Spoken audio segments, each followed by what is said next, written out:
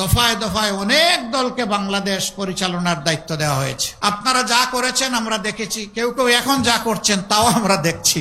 সুতরাং এখন আমরা ন্যায় ইনসাফের প্রতীক দাঁড়িপাল্লার সঙ্গী হতে চাই। যুবকরা ইতিমধ্যে রায় দিয়ে দিয়েছে।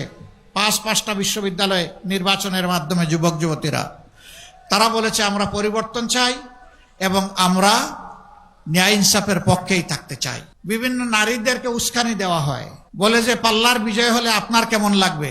আলহামদুলিল্লাহ, ডেসপারেটলি এখন মারা বলতেছেন ভালো লাগবে।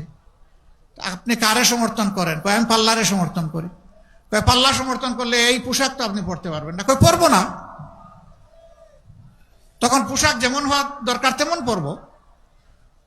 আপনি পোশাকও পরবেন না, এই পাল্লা কেন বিজয়ী হবে? কয় যে আমি চাই দেশটা ঠিক হোক।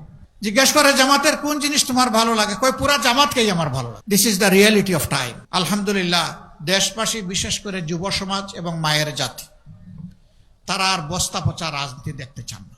মাদেরকে জিজ্ঞেস করা হয় আপনারা কেন পাল্লায় ভোট দিবেন? বলে যে আমরা পাল্লায় ভোট দিব, আমরা নিরাপদ থাকতে চাই এই জন্য। কয় অন্য কেউ আসলে নিরাপদ থাকবেন না? কয় এখনই ওদের হাতে আমাদের নিরাপত্তা নাই, ক্ষমতায় আসলে তো সব শেষ করে দেবে। কিন্তু এই সংগঠনের লোকেরা এবং তাদের সঙ্গী যারা আছে তারা এই কাজ করবে না, এটা আমাদের বিশ্বাস।